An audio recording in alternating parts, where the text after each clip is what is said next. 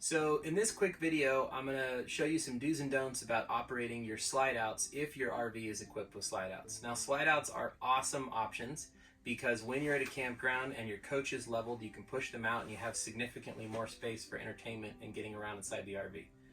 That being said though, there's a lot of potential for damaging the coach or breaking different things by operating these systems. So here's the quick do's and don'ts. First and foremost, never drive down the road with the slide outs not being completely stowed away. You can cause damage. It also sounds like you're driving a convertible because a bunch of air is going to rush in through the gaps and holes that are set up on these things. They're just not designed to be done that way.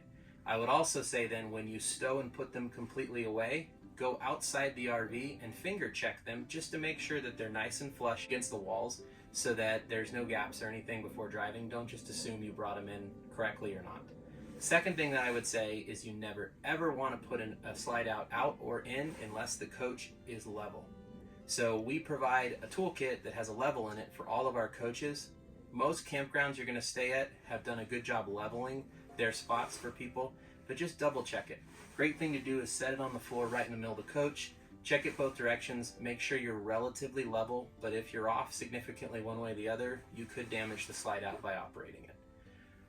We already have this slide out extended, and I wanted to point out a few other ways you can damage the coach if you're not careful. So behind the walls here, going all the way around, is space for items to roll in there or shift behind it. You don't want to drive down the road with items sitting on this countertop with this slide out in because things could fall down in between them. So before you operate a slide out, the first thing you want to do is visually inspect both inside and outside the coach for clearances.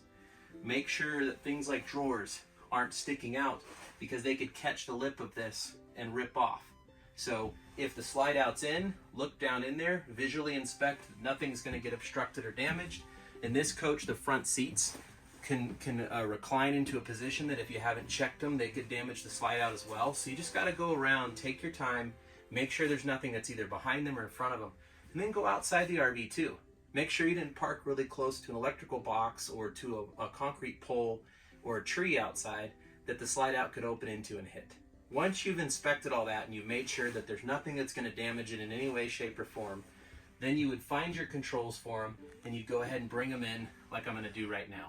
Now, when you push these buttons, they are sensitive, and as these will start to come in, you want to make sure you're listening and that there's not a lot of distractions or noise so that you can hear the change in the tone when the slide outs come to the being fully in or being fully extended.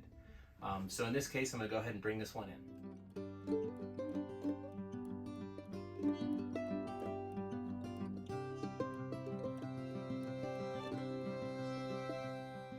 So one more thing to think about when you operate slide outs. First of which, they require a lot of power and electricity to operate.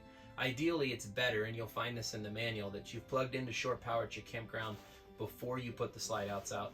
Or if you're using the generator, you turn the generator on. That way you're not depleting the batteries on the coach too much by moving these and operating them. Second thing that I would share is that some coaches are equipped with safety mechanisms that require you to have the engine turned on or the emergency brake fully depressed in order for them to operate. So if you go to push the switches, something's not working, go back to your manual and double check if you needed to have the engine turned on or the emergency brake set in this particular unit. 9 times out of 10, that's what causes the issue.